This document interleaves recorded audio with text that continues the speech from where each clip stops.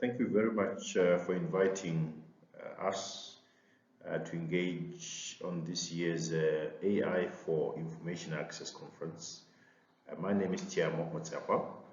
I'm the director for the African Open Science Platform, a new and exciting initiative to spearhead open science in the continent and to particularly also enhance collaboration in the continent around projects for addressing societal challenges.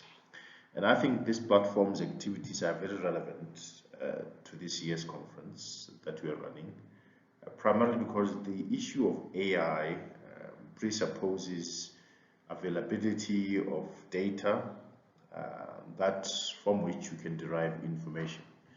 So I think for the African continent, the great challenge is where is the data?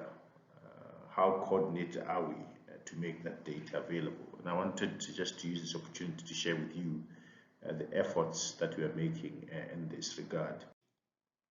I want to show the slides to show that Africa is vast. Indeed, the vastness presents both opportunities and challenges. Indeed, as far as the challenges are concerned, we all know about them. Not only Africa's challenges, but global challenges.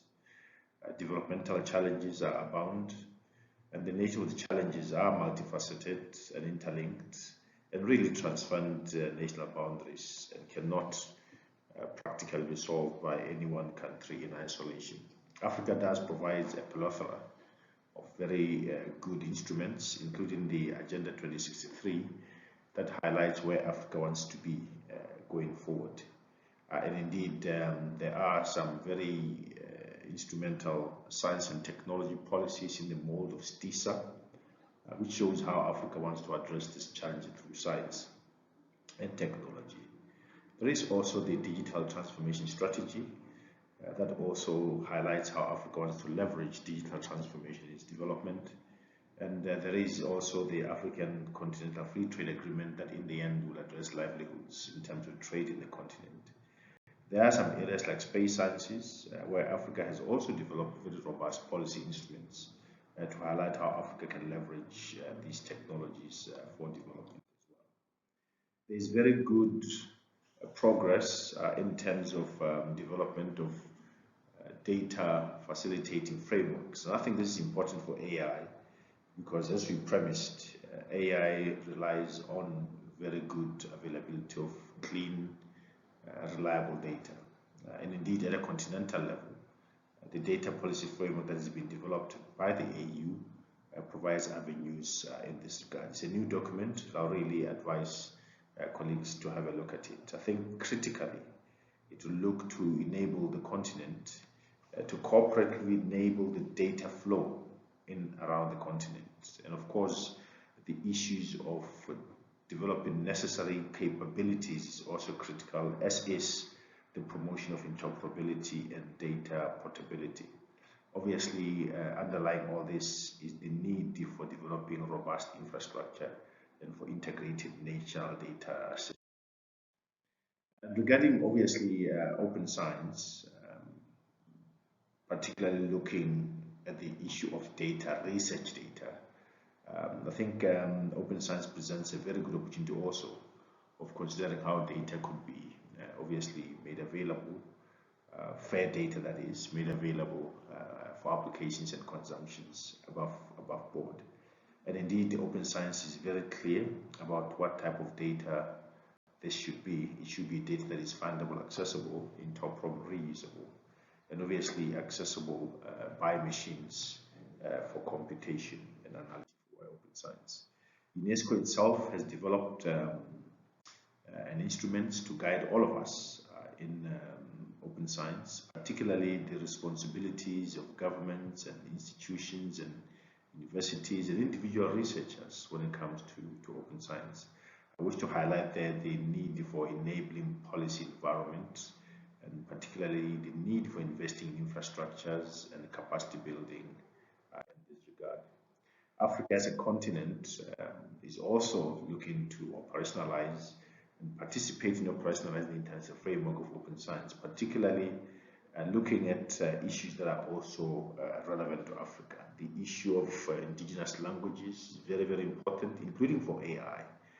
The issue of having African languages in the cyberspace also critical. Here I've highlighted the messages that emanated from the African Regional Forum for Sustainable Development that also highlighted the need to operationalize this open science framework, particularly also looking at supporting publishing in indigenous languages.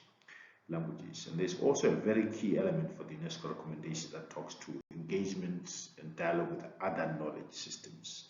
And I think this is actually a very critical element of Africa.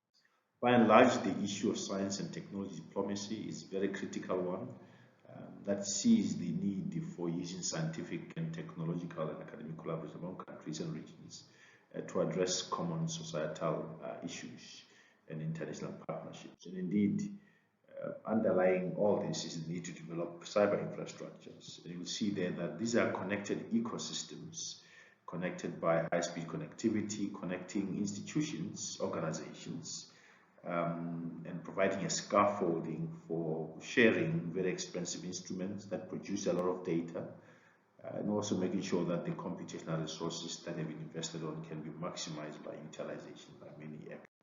And we were in the Czech Republic at ICRE, the International Conference on Research Infrastructures, late last year, which also saw a very, very strong declaration to enhance and foster global cooperation around research infrastructures.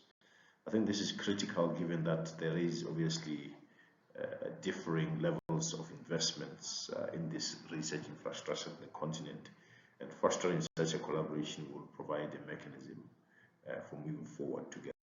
Research infrastructures obviously enable instruments that we use for data collection. You can see there from the diagram there on observations around ECM, EFW data coverage. This is pertaining to parameters for weather and climate. You'll see there that in terms of the coverage in the continent, in the continent of Africa, that is, the density is less. Indeed, the observations are sparse. So any of the collaborations that have been highlighted in the previous slide will go a long way in ensuring better coverage in the continent.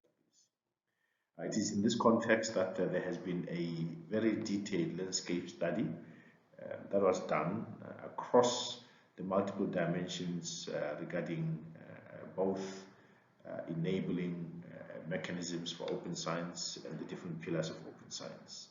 You see there the dimensions of policy, cyber infrastructure, data, training, and the culture around which open science can succeed were evaluated in the continent. And a number of gaps were identified. A detailed report has been provided in 2018. This provided a very, very good baseline for thinking about how to go forward in terms of coordination of activities in the continent for maximal impact.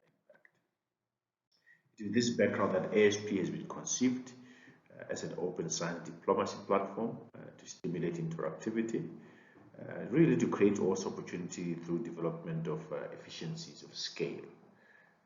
We need to build these critical masses. There is pockets of excellent work being done in the continent, pockets of work that can also be advanced to have a Pan-African footprint, some investments that we can share capacities around, and to amplify impact, and most critically to have a commonality of purpose and voice, and eventually plug in to the development of a global framework, a global commons to address global challenges. ASP seeks to address a number of issues, not least to operationalize the UNESCO recommendations in the continent, to help obviously entrench the dialogue around open science, promotion of the necessary policies, and critically to showcase good research around the continent and to create the necessary linkages and coordination points. ASP provides all this through development of a strategy that has been collectively developed by the stakeholders and its implementation. I want to highlight there the critical areas of the strategy, starting with the need for infrastructure, federated connectivity, federated infrastructure in the continent, obviously developing the makings of that cyber infrastructure talked about. Obviously, the need for policy and the need for the matter of research data management to make sure the data that emanates from research in the continent is curated and when decided, put up to be fair data for applications, for use by applications and other further research. Perhaps very relevant to this conference is the development of the Data Science and AI Institute in the continent, spanning and embedded in African institutions. This is critical because it will allow the network of ASP to have a resource that can provide capacity around data science and AI, including developing and training data scientists and data engineers, and providing an ecosystem around the data sets that emanate from projects in the continent. And indeed, the third pillar, they highlight the need for identifying, again, very critical projects that can have a Pan-African footprint to solve the challenges of the continent. This spanning, obviously, the various areas that are highlighted there. And the two networks there at the end, in terms of creating the necessary network for education and skills in data and information, and the necessary network for really enhancing dialogue around open science, including with societal actors, and of course, engaging around making sure that information is accessible, research outputs are accessible, research publications are accessible. This all to lead to the vision of ASP to really put our African scientists at the cutting edge of contemporary data-intensive science, viewed as a fundamental resource for a modern society. So very, very ambitious strategy. We're excited to be at the beginning of its implementation and looking for engagements. We have a very robust governing mechanism. We have a governing council that was solicited and put into place through a transparent governing council call. The responsibilities of our governing council are multiple, not least to provide us with the strategic advice, strategic leadership to help us develop the networks, to make connections and build linkages, and obviously provide advocacy for the platform. In terms of its operationalization, we envisage and we have in place a hub and spoke model where the coordinating hub that I lead as the director is based in South Africa. Based in South Africa at the behest of the Department of South African Department of Science and Innovation in South Africa, after winning the bid to host this for the continent. There will be a number of nodes in the different parts of the continent to provide obviously coordination at those parts of the continent. But briefly, in terms of the responsibilities of the hub that is in South Africa, I've highlighted a number of items there, not least to lead, to provide oversight, to build, to mobilize, and to nurture a wide network of stakeholders that we have. I think this is very critical because we will need to coordinate activities in the continent as we go. I mentioned the different African nodes. These were solicited and put into place through a transparent call as well.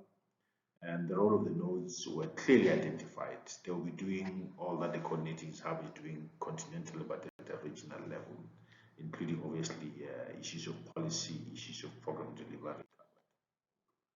I want to highlight particularly relevant to this conference the different working groups that we have under ASP, not least the data working group that will overarch the development of the data science and AI institutes, but also other areas including the necessary policies for shared data sharing and data publishing and others. There's critical need to develop overarching policies in the continent to support all this, and indeed various countries are at various different stages for development. So far in Africa, Ethiopia has got a open science or open access policy, and indeed other countries will be looking to develop such. South Africa has got a policy that is going through consultation and going through cabinet as we speak.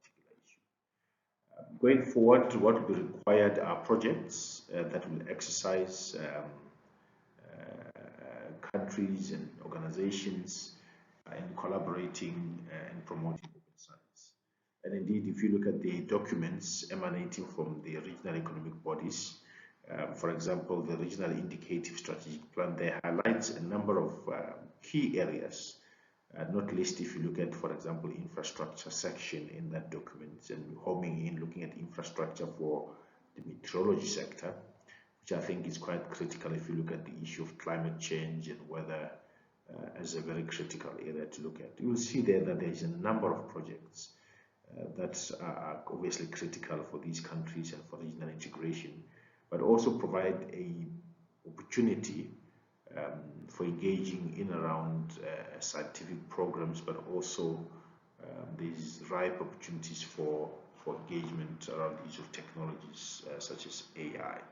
I wanted to highlight this to showcase that these problems are not plucked from the air, but are driven by the need developed by these countries. Space sciences also provides opportunities. There's various number of countries in the continent that have got space agencies. Indeed, the African continent has got an African Space Agency and African Space Policy. This provides also a conduit also through which we can also collaborate. There are other very, very interesting projects in the continent that also allow us to move further in terms of fostering both collaboration, but also exercising and developing the necessary infrastructure in and around hosting the data in these communities of practice. In particular, here I'm highlighting the project around genomics to develop an open data science platform and a coordinating center for genomics research in the continent. We've also highlighted the gaps in terms of indigenous languages, both in terms of visibility of content published in indigenous languages on the cyberspace, and the need also for applications in and around indigenous languages. And indeed, there is a very good opportunity to bring to the digital space. A number of initiatives are in place to try for such, and I want to highlight the work done by Masakani in terms of the work that they're doing on natural language processing and AI, including for developing the necessary capabilities and capacities and capabilities for furthering these objectives. I'll invite colleagues. The issue of sustainable development goals also provides us with opportunity in around data and open science, but also projects around which you can all galvanize to work together to foster global collaboration. We just returned from the International Symposium on Open Science Cloud that convened open science clouds from around the world to look at how we can going forward foster collaborations around projects of global continent. Finally, in summary, I wanted just to motivate that for AI and other technologies, the issue of data is quite critical.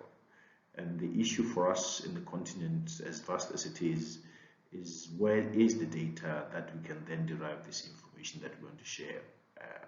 Where is that data? And we need a platform, an open science diplomacy platform to get to coordinate some of the efforts in the continent and to help us obviously be able to create the necessary critical masses to do what we know we need to do.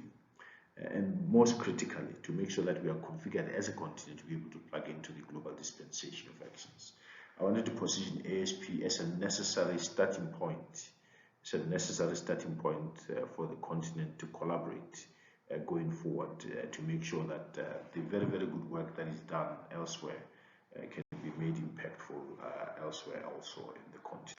In summary, I'm providing a slide there to provide my contacts for further engagements beyond the conference so that if there's any stakeholders who wish to join into our activities and to have joined the program with us, they should be able to contact us and we may be way forward. Thank you very much for the opportunity. Thank you. Bye-bye.